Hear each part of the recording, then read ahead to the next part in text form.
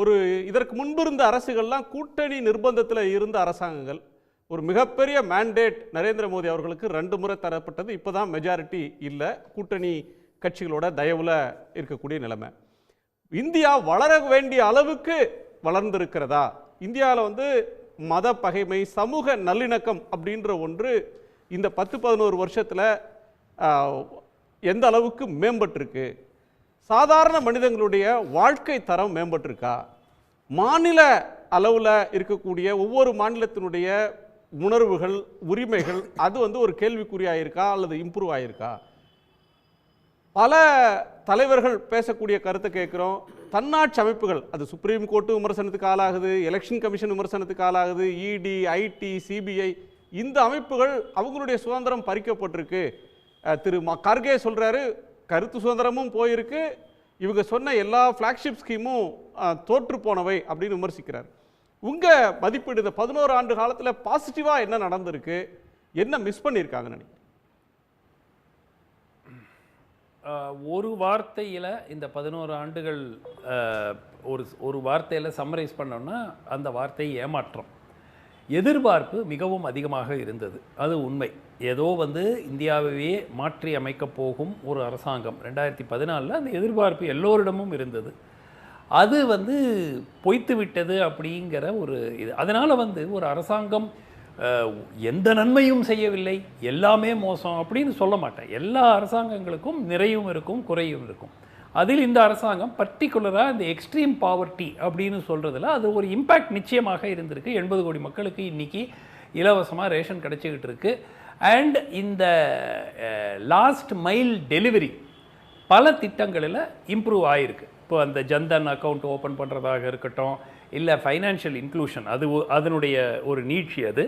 அதே மாதிரி ஒரு யூபிஐ நம்ம யூஸ் பண்ணுறோம். ஈவன் ஒரு 2 ரூபா பொருள் 3 ரூபா பொருளுக்கு கூட நம்ம அந்த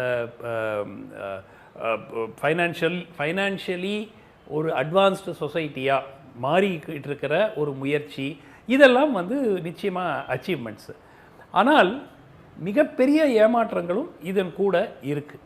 ஒன்று, இந்த பொருளாதாரம் மிகவும் வேகமாக வளர்ந்ததுங்கிறதுக்கு ஆதாரம் இல்லை. அந்த 2004 2014 என்ன வளர்ச்சி இருந்ததோ அதில் 2008 ஒரு பெரிய கிரைசிஸ் இருந்துச்சு. இவங்களுக்கு கோவிட் வந்துச்சு 2020. ஸோ 2த்துக்கும் 2008க்கு குளோபல் ஃபைனான்ஷியல் கிரைசிஸ் இருந்துச்சு. அதையும் ஒரு பிளாக் ஸ்வான் ஈவெண்ட் அப்படின்னு நம்ம கருதணும்னா அதை தாண்டி இரு அரசாங்கங்களும் கிட்டத்தட்ட, இன்ஃபேக்ட் இந்த அரசாங்கம் டாக்டர் மன்மோகன் சிங் அரசாங்கத்தை விட பர்சன்டேஜ் ஆஃப் ஜிடிபி குரோத்தில் சற்று குறைவாகத்தான் டெலிவர் பண்ணியிருக்கிறாங்க. ஸோ அது நிச்சயமாக ரெண்டாவது, இந்த நம்பகத்தன்மை ஒரு அரசாங்கம். அரசியல் கட்சிங்க என்ன வேணால் பேசலாங்க, அரசியல் கட்சிங்க பொய் சொல்லுவாங்க, அவங்க மக்கள் ஏமாற்றுவாங்க, எல்லாமே அது எல்லா நாடுகளிலும் எல்லா கட்சிகளும் பெரும்பாலாக மக்கள் அதை ஏற்றுக்கொண்டு விட்டார்கள். ஒரு கேம்பெயினில் போகும்போது புழுகுவாங்க, அது எல்லாருக்கும் தெரிந்தது. ஆனால் ஒரு அரசாங்கமே பர்டிகுலராக டேட்டா 20 லட்சம் மக்களுக்கு எண்ணிக்கை அதிகமாக கோவிடில் இறந்துருக்காங்க அப்படிங்கிறது 5 லட்சம். 18 லட்சம் இறந்தாங்க அப்படின்னு நீங்கள் சொல்லிவிட்டு அது ஃபைனல் ஃபிகரில் 22 லட்சமாக வந்ததுன்னா அது வேண்டுமென்றே புழுகியிருக்காங்கங்கிறது சொல்ல முடியாது. ஏன்னா இவ்வளோ பெரிய நாட்டில் ஸ்டாட்டிஸ்டிக்ஸ் இங்கே அங்கேயும் இப்படி இருக்கும். பட்டு நீங்கள் தொடர்ந்து நான் 5 லட்சம் 6 லட்சம் நபர்கள் தான் இறந்தார்கள்னு சொல்லிட்டு அவங்களுக்கு அப்போவே பாயிண்ட் அவுட் பண்ணாங்க. தயாரிச்சு உலகத்துல அதிக மக்கள் தொகை கொண்ட ஒரு மாநிலத்துல சக்சஸ்ஃபுல்லா போட்டு இவ்வளவு வாழ்ந்துட்டு இருக்கிறதுக்கே மோடி அரசாங்கத்தோட சாதனை அப்படின்னு செல்வி சொல்றாரு. நீங்க மாத்தி சொல்றீங்களே? இல்ல நீங்க அத சாதனைனா நீங்க இந்த இறப்புகளை முதல்ல நீங்க ஏத்துக்கல. ரெண்டாவது, இந்தியாவில் வாழும் பெரும்பாலான மக்களுக்கு கிடைத்தது கோவிஷீல்டு நாம் உருவாக்கலை, நம்ம தயாரித்தோம். அதை உருவாக்குனது வேறு.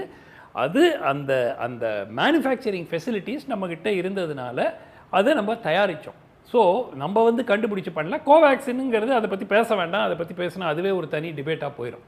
ஸோ மிக முக்கியமாக இது போன்ற விஷயங்கள் இப்போ எடுத்துக்கங்க. இன்றைக்கி பிபிசி ஹிந்தியில் போட்டிருக்காங்க 82 நபர்கள் இறந்தார்கள் இந்த கும்பமேளாவில் நடந்த அந்த நெரிசலில் அப்படின்ட்டு. ஆனால் அதிகாரப்பூர்வமாக கூறப்படுவது 37. எப்படி அரசாங்கத்துக்கு தெரியாமல் இருக்கும்? ஒரு லிமிட்டெட் ஏரியாவில் நடந்த இறப்புகள். நான் எதுக்கு சொல்கிறேன்னா, ஒரு அரசாங்கம் நம்பகத்தன்மை மக்களிடையே அதிகமாக இருக்க வேண்டும். That is, politicians can lie, but a government should not lie. Government என்ன யூஸ்வலாக என்ன பண்ணுவாங்கன்னா, அதை பற்றி டேட்டாவை மழுப்பி பேசுவாங்க, அதை வந்து ஹைலைட் பண்ண மாட்டாங்க, அந்த மாதிரி. பட் இது வந்து வேறு லெவலில் இருக்குது. ஸோ அதனால் நிச்சயமாக நம்பகத்தன்மை குறைந்திருக்கிறது. இன்ஸ்டிடியூஷன் மேலே நடத்தப்பட்டிருக்கிற தாக்குதல்கள், அது மீடியா வந்து கேட்கவே வேண்டாம். மீடியா வந்து இட் ஹஸ் பிகம் ப்ராபகேண்டா ஆம் அப்படி மாதிரி ஆயிடுச்சு.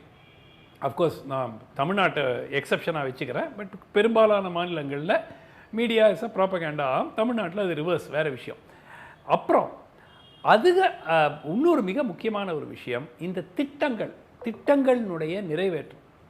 ஸ்மார்ட் சிட்டி, இன்னைக்கு ஒரு ஸ்மார்ட் சிட்டி காட்டுங்க இந்தியாவில்னா, ஒரு ஸ்மார்ட் சிட்டி காட்டுங்க எனக்கு.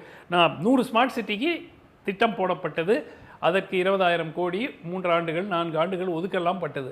எனக்கு ஒரு சிட்டியை காட்டுங்க, ஸ்மார்ட் சிட்டின்னு ஒரு சிட்டி, இந்த சிட்டியை பண்ணியிருக்கோம் பாருங்கள் அப்படிங்கிறது. So delivery of some of these big schemes, தமாமி கங்கை ஆற்றை முழுமையாக சுத்தம் செய்வோம் காட்டுங்க, எங்கே ஆயிருக்கு? Bullet train, Mumbai Ahmedabad bullet train 2022 ஓடும், இன்றைக்கி 25 இருக்கோம், எப்போ வரும்னு ஆண்டவனுக்கு தான் தெரியும், ரைட்டா? ஸோ இந்த மாதிரி திட்டங்கள் மக்களிடையே ஒரு மிகப்பெரிய ஒரு எதிர்பார்ப்பை ஏற்படுத்தின. ஸ்வச் பாரத்தை எடுத்துக்கோங்க, 40 லட்சம் கழிவறைகள் கட்டப்பட்டன. அதுக்கப்புறம் 2 வருஷம் கழித்து தான் அந்த கழிவறையில் தண்ணி வராது, அது யூஸ் ஆகுதில்லை, அது மாட்டுக்கு வைக்கல் வைக்கிறதுக்கு இடமா பயன்படுத்திகிட்டு இருக்காங்க. ஸோ தி இம்ப்ளிமெண்டேஷன் இந்த ஃப்ளாக்ஷிப் ஸ்கீம்ஸ், நான் மற்ற ஸ்கீமை விட்டுடுங்க, எல்லா அரசாங்கங்களும் எல்லா ஸ்கீமும் சிறப்பாக செயல்படுத்த முடியாது, அது நடந்ததே கிடையாது இந்தியாவில், எந்த அரசாங்கத்தை எடுத்துக்கொண்டாலும். ஆனால் உங்கள் பெயருடன் அந்த ஸ்கீம் போகுது, நீங்கள் அதற்கு கிரெடிட் எடுத்துக்கணும்னு விரும்புகிறீங்க, அப்போ அந்த திட்டங்களை ஒழுங்காக நிறைவேற்றணும்ல. ஸோ ஓவராலாக பார்த்தீங்கன்னா ஊழலில் எந்த விதமான மாற்றமும் எனக்கு தெரியவில்லை. முந்தைய அரசாக இருக்கட்டும், இந்த அரசாக இருக்கட்டும். வித்தியாசம் என்னென்னா, இந்த அரசாங்கத்தை பொறுத்த வரைக்கும் மீடியா வாயை திறக்காது. எந்த ஊழல் நடந்தாலும் அதை காங்கிரஸ் அரசாங்கம், யூபிஏ அரசாங்கம் ஆட்சியிலிருந்து விரட்டப்பட்டதற்கு மிக முக்கிய காரணம் மீடியா. தொடர்ந்து 2G scam, common CWG scam, அதுக்கப்புறம் ஒவ்வொரு ஸ்கேமாக எடுத்து விட்டாங்க. மக்கள் மனதில் ஐயோ இவங்க கொள்ளையடிக்கிறாங்க அப்படிங்கிற அந்த இம்ப்ரெஷன் கிரியேட் ஆச்சு. இப்போ என்ன ஸ்கேம் வந்தாலும் அதை பற்றி பேசுகிறதே கிடையாது.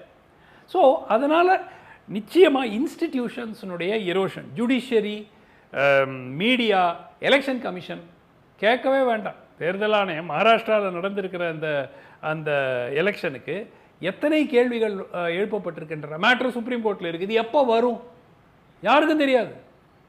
ஸோ இன்ஸ்டிடியூஷன் மேலே நடத்தப்படும் தாக்குதல்கள் ஒன்று, மீடியாவுடைய கையாளாகாத தனம் என்று நான் கூற மாட்டேன், கம்ப்ளிசிட்டி, அவங்க கூட உடந்தையாக மீடியா இருக்கக்கூடியது.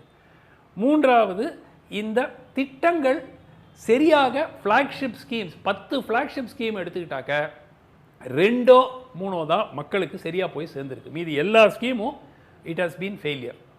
ஸோ அதை வந்து நம்ம ஃபெயிலியர்னு சொன்னால் காங்கிரஸ் என்ன பண்ணிச்சு, நேரு என்ன பண்ணாருன்னு நம்ம திருப்பி பேசிகிட்டு இருக்கலாமே தவிர 70 ஆண்டு காலத்தில் நடந்த தவறுகளை நாங்கள் சரி செய்வதற்கு 10 ஆண்டுகளில் செய்ய முடியுமா? அதெல்லாம் விஷயமே கிடையாதுங்க. ஒரு சென்ஸ் ஆஃப் வருத்தம், ஏமாற்றம், அதுதான் வந்து பெருமளவில் இந்த 11 ஆண்டு காலத்தில் இருக்குது. அதனால அரசாங்கம் ஒண்ணுமே செய்யலன்னு இல்ல, வளர்ச்சி இருந்திருக்கிறது, பொருளாதாரம் வளர்ந்திருக்கிறது, குறைந்திருக்கிறாரு. இன்ஸ்டிடியூஷன்ஸ் மேல நடந்த தாக்குதல் ஊடக சுதந்திரத்தை கபலீகரம் பண்ணது, ஒரு அரசே பொய் சொல்லும் அரசாக மாறினது, ஒரு பிரம்மாண்டமான எதிர்பார்ப்பை உருவாக்கிட்டு ஒரு பெரிய ஏமாற்றத்தை தந்திருக்கு அப்படின்றது சுமந்த் முன் வச்ச ஆர்குமெண்ட்ஸ். உங்க பாயிண்ட்? இல்லை, சுமந்த் ஸ்ரீராமனுக்கு ஆர்குமெண்ட்னா ஏமாற்றமாக இருக்கும். மக்களுக்கு ஏமாற்றம் இல்லாதனால தான் நாங்கள் திருப்பி 11வது வருஷம் வந்திருக்கோம். அடுத்த 4 வருஷமும் நாங்கள் தான். ஸோ அவர் ஏமாற்றத்துக்கு, நான் தனிநபர் ஏமாற்றத்துக்கெல்லாம் நான் வருத்தப்பட மாட்டேன். அவர் என்ன சொல்கிறார், மீடியா தான் எதுவுமே சரியில்லைன்றாரு. மீடியா இல்லாமல் எந்த கருத்தும், இவரே அரசியல் விமர்சகர் தானே, இவரே வந்து இவர்கிட்ட எவிடன்ஸ் இருந்தால் கோர்ட்டில் கேஸ் ஃபைல் பண்ண வேண்டியது தானே. ஊழல் பற்றி மற்ற கட்சி ஊழல் வந்து இவங்க வந்து இந்த ஆட்சியில் வந்து ஊழலே மீடியா கொண்டு வரல, எக்ஸ்போஸ் பண்ணலன்றாரு.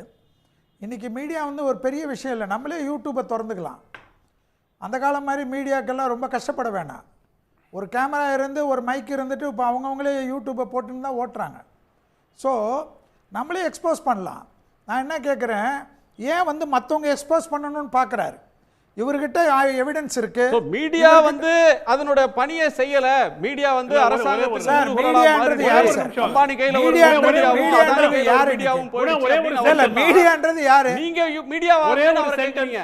இல்ல மீடியானா யாரு? இன்னைக்கு மீடியான்றது ஒரு காலத்துல இவ்வளவு பேப்பர்ஸ் இருந்தாங்க, இவ்வளவு பேர், இவ்வளவு சேனல்ஸ் இருந்தாங்க. இன்னைக்கு வந்து யூடியூபோட மீடியாஸ் கிடையாதா? குணா ஒரே நிமிஷம் செல்வி, ஒரு சென்டென்ஸ் குணா, ஒரே ஒரு சென்டென்ஸ். பிஜேபி இவர்கள் ஊழல்வாதிகள் என்று அடையாளம் காட்டிய அரசியல் கட்சி தலைவர்களை ஒருத்தர் தண்டனை பெற்று கொடுத்தாங்கன்னு ஒரு லிஸ்ட் கொடுக்க சொல்லுங்க. ஒருத்தர், லிஸ்டே வேண்டாம், ஒரு ஆள் சொல்ல சொல்லுங்க.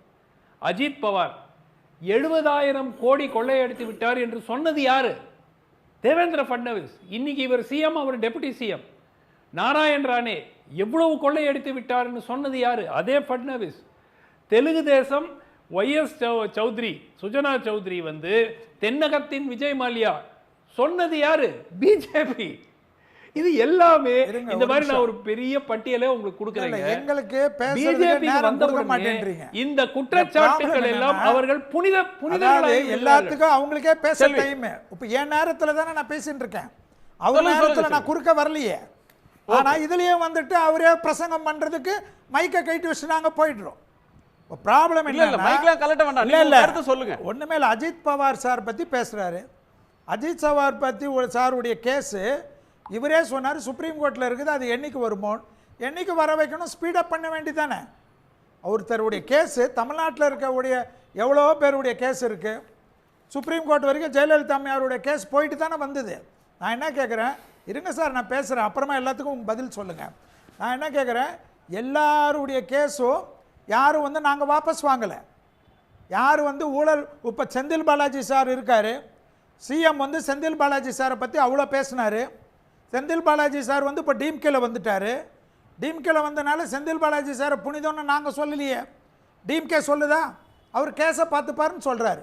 அதுபோல தான் பாரதிய ஜனதா கட்சியில் யார் எந்த ஊழல் பண்ணியிருந்தாலும், காங்கிரஸில் ஊழல் பண்ணியிருந்தாலும், எங்கள் கட்சியில் வந்து சேர்ந்தாலும் அவங்க மேலே இருக்கிற கேஸை நாங்கள் வாபஸ் வாங்கலையே. இப்போ நான் என்ன கேட்குறேன், இந்த செந்தில் பாலாஜி உள்ளே தள்ளுவதற்கு தான் என்னுடைய முதல் பணின்னு மாண்புமிகு முதலமைச்சர் சொன்னாரா இல்லையா? இப்போ செந்தில் பாலாஜி எப்படி டிஎம்கேல வந்துட்டா ஒரு புனிதர் ஆயிடுவாருன்னு நீங்கள் நினைக்கிறீங்களோ, அதுபோல் எங்கள் கட்சியில் வந்துட்டு அவங்க வந்து அந்த கேஸை கண்டக்ட் பண்ணக்கூடாதுன்னு என்ன சட்டம்? ஏன் பண்ணக்கூடாது?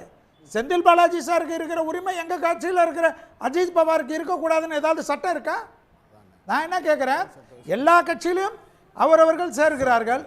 அந்த கேஸ் விட்ரா பண்ணமா, அந்த கேஸை வந்து நாங்க வந்து நல்லிஃபை பண்ணமா? சோ இதுதான் அவர் என்ன கேக்குறாரு, நீங்க கேஸ் நடத்தி தண்டனை வாங்கி கொடுத்தீங்களான்னு அவர் கேக்குறாரு. நாங்க கேஸை வாபஸா வாங்கணும், கேஸ் பாட்டு கேஸ் இருக்கு, அதனால என்ன சார் அப்படின்றீங்க? நாங்க என்ன பண்ணணும்? கேஸ் ரொட்டீன் கேஸ் பண்ணலனா நீங்க ஸ்பீட் அப் பண்ண வேண்டியதானே.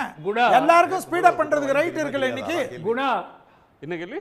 சேர்க்கும்போது உங்க கட்சியில சேர்க்கும்போது ஒரு குற்றவாளி உங்களுக்கு தெரியுமா தெரியாதா? நீங்க தான குற்றச்சாட்டு ப்ராசிக்யூட்டிங் ஏஜென்சி யாரு குணா? ப்ராசிக்யூட்டிங் ஏஜென்சி யாரு? யாரு குற்றத்தை நிரூபிக்கணும்? யாரு குற்றத்தை 2G கேஸ் எடுத்துக்கங்க, 5 வருஷம் ஆயிடுச்சு, அப்பீல் முடிஞ்சு, அப்பீல்ல ஓடிட்டு இருக்கு டெல்லி ஹைகோர்ட்ல. ஒரு இன்ச் நகராம உட்கார்ந்திருக்கு. சிபிஐ தானே இது. எனக்கு வருத்தமே என்னன்னா, சுமன் ஸ்ரீராமனுக்கு வந்து ஜுடிஷியரி பத்தி தெரியலையேன்றது தான் வருத்தமா இருக்குது. நான் என்ன கேக்குறேன், அவங்க டேட் வாங்குறது, அவங்க வாய்தா. இந்தியனுடைய ஜுடிஷியரி சிஸ்டம் என்ன? No no no, I want to know இந்தியனுடைய ஜுடிஷியரி சிஸ்டத்துல 2 years குள்ள ஜட்ஜ்மென்ட் கொடுக்கணும். ஏதாவது டைரக்ஷன் இல்லாத ஏதாவது ஒரு கேஸுக்கு ஜட்ஜ்மென்ட் ஆயிருக்கா? இருங்க சார், இருங்க மிஸ்டர் செல்வி, ஒரே நிமிஷம், நான் ஒரே ஒரு லைன். 2G கேஸ்ல சிபிஐ போய் தமிழ்நாட்டில் 2021ஆம் ஆண்டு சட்டப்பேரவை தேர்தலுக்கு சில மாதங்களுக்கு முன்பு டெய்லி ஹியரிங் வேணும்னு கேட்டாங்க. இந்த கேஸ் நாட்டுக்கு முக்கியத்துவம் வாய்ந்த கேஸ், இது அப்படியே கிடப்புல போடக்கூடாது. யார் சொன்னது? சிபிஐ. 2021 எலெக்ஷனுக்கு முன்னு, எலெக்ஷனுக்கு பின்னாடி அப்படியே க்ளோஸ். இன்னைக்கு எப்போ இருக்கோம்? 2025. சார் மக்கள் அவ்வளவு முட்டாள்கள் கிடையாது சார். நீங்க நினைக்கிற மாதிரி முட்டாள்கள் இல்லனால தான் எங்களை தேர்ந்தெடுக்கறாங்க. நீங்க just don't மக்கள் think. புத்திசாலினால தான் எங்களை தேர்ந்தெடுக்கறாங்க சார். இல்லங்க, தமிழ்நாட்டுல மக்கள் தேர்ந்தெடுக்கலையே. புத்திசாலினால, அதனால தமிழ்நாட்டுல வந்து எங்களுக்கு ஓட்டு சதவீதம் உயர்ந்து இருக்கு. அந்த போட்டு போட்ட மக்கள் எல்லாம் என்னன்றீங்க? நான் என்ன கேட்கிறேன், இந்தியாவில் இருக்கிற மக்கள் எல்லாம் புத்திசாலி கிடையாது, தமிழ்நாட்டில் இருக்கிற மக்கள் தான் சுமந்தி ஸ்ரீராமன் சார் சொல்ற மாதிரி புத்திசாலிகள்னு சொல்ல வரீங்களா? இங்கேயும் வந்திருக்கிறோம் நாங்க சார். நான் சொல்றது பத்தி இல்ல சார், நான் ஒண்ணே ஒண்ணுதான் உங்ககிட்ட கேக்குறேன். நாங்க ரெண்டு தண்டனை வாங்கி கொடுக்க வேண்டிய பொறுப்பு யாரிடம் இருக்கிறது? தண்டனை வாங்கி கொடுக்க வேண்டிய. உடனுக்குடன் செய்திகளை தெரிந்து கொள்ள சன் நியூஸ் பெல் ஐகானை கிளிக் பண்ணுங்க.